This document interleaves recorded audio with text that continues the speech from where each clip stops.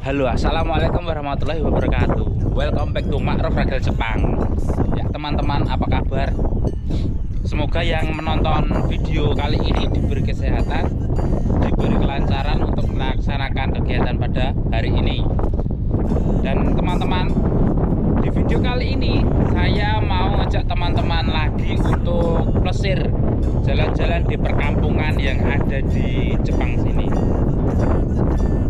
Di salah satu kolom komentar di salah satu video saya ada yang bertanya, Mas, kenapa kok Mas Ma'ruf senengannya itu sukanya itu jalan-jalan di pedesaan, kenapa kok nggak buat video di daerah kota-kota seperti kota-kota besar yang biasa ada muncul di TV ya? Ya dikarenakan tempat tinggal saya itu bener-bener jauh dari kota ya teman-teman, itu nomor satu. Yang nomor dua itu saya hobi jalan-jalan dan juga melihat pemandangan-pemandangan indah ya, seperti pemandangan di gunung, seperti pemandangan di pantai, yang penting ada hubungannya dengan pemandangan alam ya teman-teman. Dan kebetulan di perkampungan sini, perkampungan Jepang yang dekat di tempat tinggal saya itu, hampir semua perkampungan itu mempunyai pemandangan yang indah. Tentunya dengan dikelilingi dengan pegunungan-pegunungan, lautan, pemandangan-pemandangan lainnya lah. Dan yang pasti di perkampungan Jepang itu banyak hal-hal yang menarik yang pantas untuk kita bahas ya teman-teman. Hal-hal unik, hal-hal yang menarik yang kemungkinan besar itu nggak ada di perkampungan yang ada di Indonesia.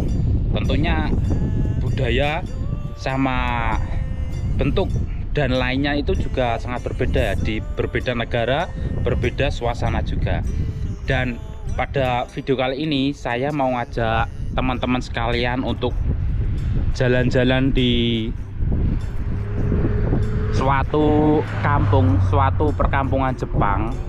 Itu ada di seberang laut sana ya teman-teman. Ada di daerah perbukitan itu. Yang ini, perbukitan yang ini ya teman-teman. Itu mungkin dari sini terlihat nampak dekat ya teman-teman, tetapi itu ya lumayan jauh. Kemungkinan ini nanti kita sepeda sekitar 30 menit sampai 40 menit baru nyampe sampai sana.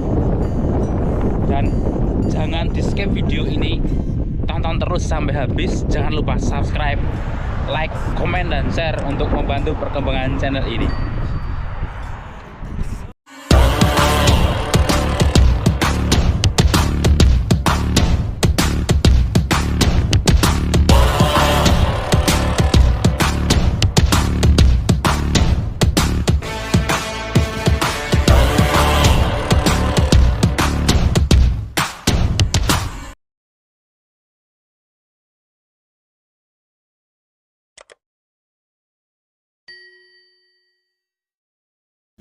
I don't think so.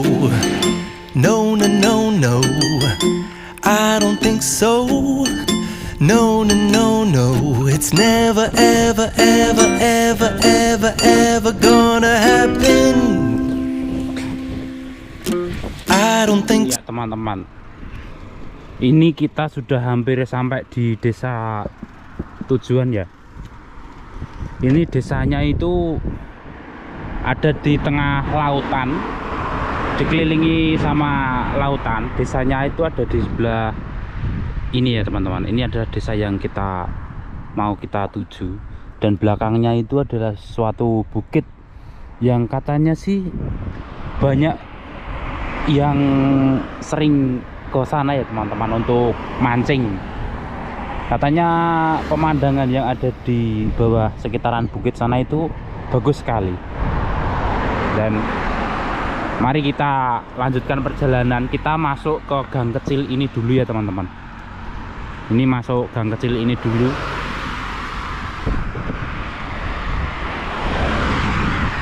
Kita nyebrang.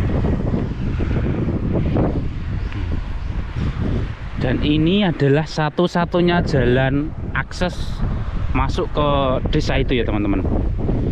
Di sebelah kiri itu ada rawa yang cukup besar ini, dan sebelah kanan ini adalah laut, dan sebelah sana nampak di kejauhan sana itu masih nampak logo dari perusahaan tempat saya bekerja, perusahaan tempat pembuatan kapal ya teman-teman ya. Dan kita sudah memasuki area perkampungan di daerah sini.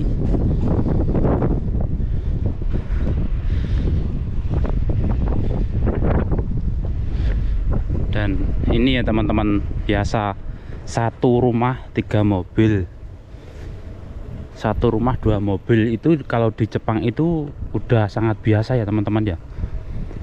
Karena transportasi utama orang Jepang itu ya mobil, bukan sepeda motor seperti orang Indonesia. Kalau penduduk Indonesia itu kan rata-rata sepeda motor. Kalau orang Jepang sepeda motor itu hampir tidak ada. Dan ini nampak pelabuhan yang ada di sekitaran sini ya teman-teman. Ini adalah pelabuhan kapal. Mungkin ini adalah salah satu pelabuhan kapal nelayan ya teman-teman ya. Oh, di sana ada kapal besar juga ternyata. Ini saya baru pertama kali ya teman-teman. Saya baru pertama kali pergi ke sini. Jadi saya cukup kaget kalau ternyata di sini juga ada banyak kapal. Di sebelah sana juga ada banyak kapal besar juga itu. Kapal apa saya juga belum tahu. Dan inilah suasana pelabuhan kecil yang ada di desa terpencil di perkampungan Jepang sini ya teman-teman. Ini mungkin para nelayan tidak pergi ke tengah laut. Ini dikarenakan anginnya ini cukup kenceng ya teman-teman ya. Makanya banyak kapal yang terparkir di sini.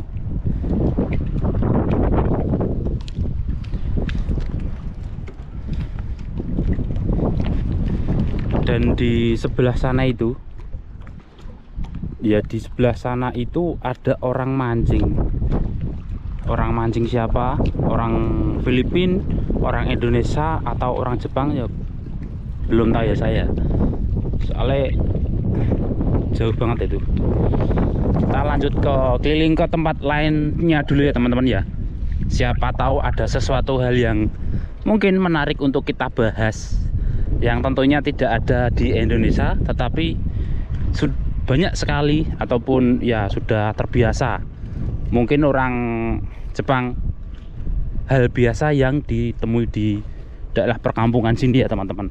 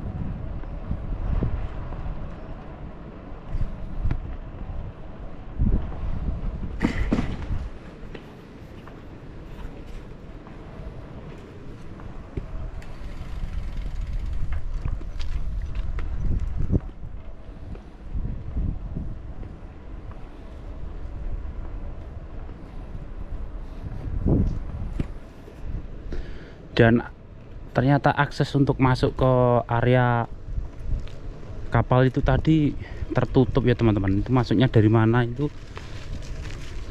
belum tahu. Ya ini masih ada jalan, coba kita telusuri. Ini kapalnya tadi ya teman-teman. Mungkin itu kapal tidak terpakai atau kapal yang sedang diservis. Saya juga tidak tahu.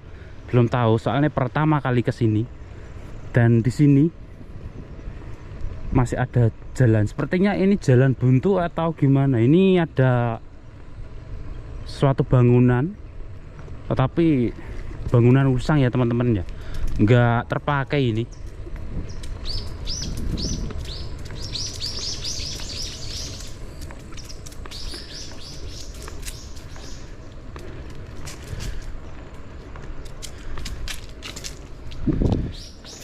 Ini sepertinya jalannya itu jalan sepi teman-teman. Keadaannya itu seperti di tengah hutan. Masih bisa dilalui. Dan ini ya teman-teman, di Jepang meskipun ada di tengah hutan ini ya, kesana itu masih ada jalan sebenarnya. Tetapi masih ada desa atau enggak juga tidak tahu. Ini papan peringatan kalau buang gomi tetap harus membuang di tempatnya. Meskipun ada di tengah hutan seperti ini ya teman-teman. Ini ada di hutan belantara, di pinggiran kampung Jepang. Tetap terpasang papan untuk menganjurkan buang sampah itu tetap ke tempatnya, jangan di sekitaran sini. Tetap dilarang ya teman-teman. Sedisiplin itu, sedetail itu Jepang. Meskipun di tengah hutan, sampah tetap harus dibawa pulang, tetap harus dibuang di tempatnya. Dikarenakan itu Jepang itu membuang sampah itu tidak sembarangan. Plastiknya itu plastik khusus, plastik untuk gomi yang bisa dibakar, dan plastik gomi untuk minuman botol, minuman kaleng itu dipisah. Ya memang ribet, tetapi kalau nggak ribet ya nggak bersih ya teman-teman. Ini salah satu hal yang harus bisa buat contoh untuk para orang-orang Indonesia, supaya lingkungan di Indonesia bisa sebersih di lingkungan Jepang sini ya teman-teman.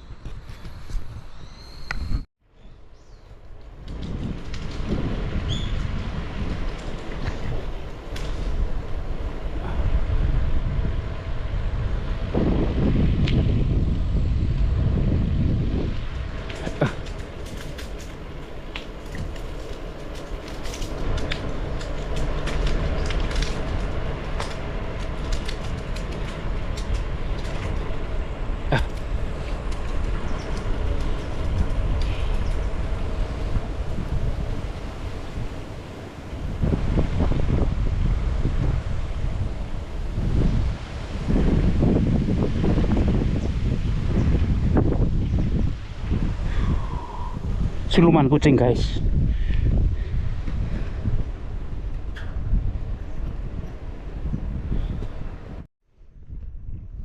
Dan ini kita kembali lagi ke perkampungan Jepang ya teman-teman. Soalnya tadi kita kesasar di tengah hutan juga. Ini masih di perkampungan yang sepi tanpa orang.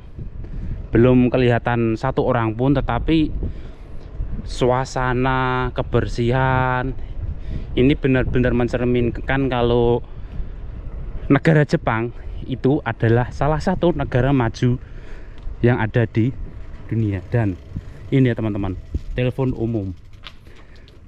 umum itu ada hampir di setiap desa di Jepang itu ada telepon umumnya.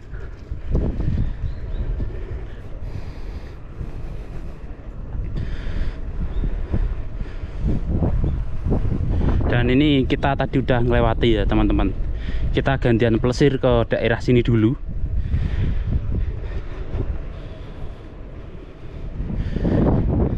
Ini mungkin salah satu hal yang paling sulit ditiru sama negara kita itu adalah masalah sampah ya teman-teman. dari tadi pertama kali masuk ke gang tadi untuk masuk ke desa ini, itu kita hendak ngelihat sampah berserakan, sampah berterbangan di daerah sini ya teman-teman. Ya meskipun ya sampah itu kan tidak semua sampah berasal dari sampah dibuang sama manusianya, tetapi kan juga ada sampah yang berasal dari pepohonan, daun-daun, terus ada batang pohon yang jatuh, itu kan juga termasuk sampah. Dan tapi uniknya di Jepang, sampah mobil, sampah kendaraan seperti ini hampir di setiap kampung itu ada. Itu ada kakek-kakek lagi bersihin. Kembali lagi ke sampah kendaraan teman-teman. Di Jepang itu harga beli kendaraan sama harga buang kendaraan itu lebih mahal harga kalau kita mau buang kendaraan teman-teman. Benar, dikarenakan sampah kendaraan itu jarang untuk, kalau misalnya kalau di Indonesia kan ada pengepul barang-barang rongsokan. Di Jepang sebenarnya sih ada, tetapi sangat sedikit sekali ya teman-teman ya. Makanya harga untuk menjual barang rongsokan, terutama rongsokan kendaraan itu sangat mahal. Makanya kebanyakan itu di kebanyakan kampung di Jepang sini itu rata-rata bangkai mobil itu didiemin di situ, didiemin, dibiarin ngangkrak gitu aja sama pemiliknya teman-teman. Dan sepertinya dari kejauhan sana itu sepertinya saya kenal guys, itu siapa, tapi saya sepertinya itu adalah senpai itu mungkin adalah Mbah Sri ya, nampak dari kejauhan, ternyata bener itu Mas Sri. Halo guys, gimana kabarnya guys? Oke guys, wis entuk iwak urung guys? Langit gede banget tuh, Mbak, gede banget. Oh, langele terus. Oh, sampai jam piro Mas, Mas? Jam 12. Jam 12. Lah kek kakak apa kae? Tahun Jepang. Sampean dhewe berarti? Angel wangi gede banget. Ya, ternyata Mbah Sri guys. Sesepuh Daito ini. Kan kene.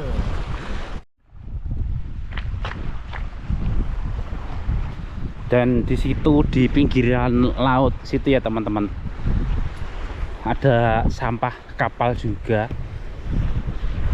Ini sampah kapal yang kerangka kapal yang tidak terpakai nih ya teman-teman, udah nggak kepakai, dibiarin gitu aja sama pemiliknya.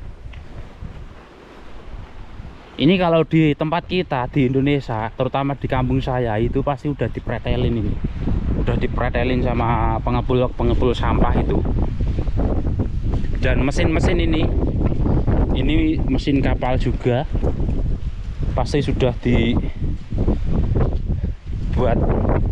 pretelan buat dikiloin sama pengepul sampah, pengepul rongsok di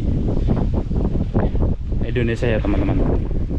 Kalau di Jepang ya, sampai membusuk nggak bakalan ada yang nyolong ini, sampai membusuk nggak bakalan ada yang nyuri. Dan coba kita menelusuri jalan setapak ini ya teman-teman. Ini itu tadi di depan itu kita tidak bisa lewat, soalnya ada palang ditutup jalannya itu. Ini kita tidak bisa masuk pakai kendaraan. Kita nyoba jalan kaki ke sana, itu ada apa? Soalnya di atas ini udah termasuk perbukitan yang dipenuhi dengan pohon-pohon yang sangat lebat ya teman-teman. Lebat sekali ini di atas ini. Mungkin di atas sudah tidak ada pemukiman warga. Pemukimannya itu cuma di bawah tadi ya teman-teman ya.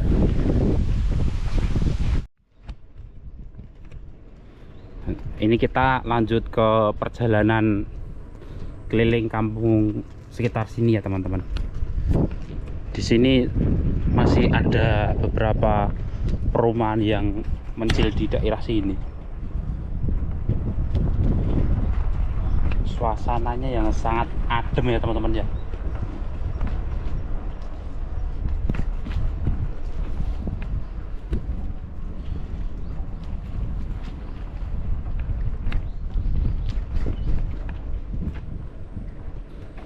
Kemungkinan satu desa ini pekerjaan utama juga nelayan ya teman-teman ya. Soalnya di daerah perumahan itu banyak sekali alat-alat untuk menjaring ikan.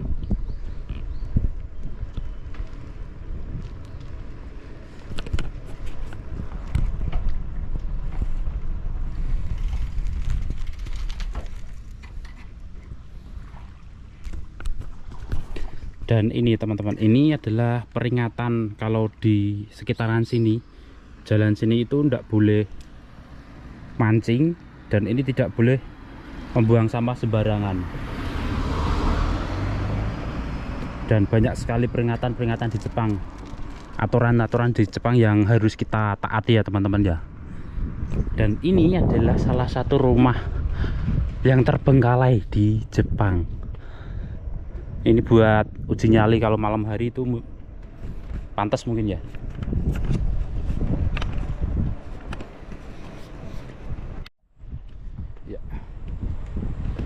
Kita coba menelusuri di jalan kecil ini ya teman-teman ya.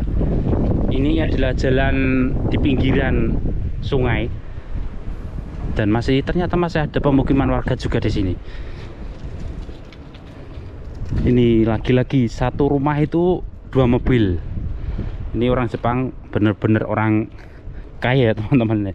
Kebanyakan satu rumah 2 mobil, 3 mobil. Dan ini adalah alat tenaga, ini adalah pembangkit listrik tenaga surya ya teman-teman ya. Alatnya itu seperti ini, besar seperti ini. Biasanya di perkampungan Jepang banyak yang menggunakan alat seperti ini. Kalau tidak perkampungan untuk umum ya rumah pribadi, biasanya ada di atap rumah itu terpasang alat seperti ini ya teman-teman, untuk listrik, untuk perumahan.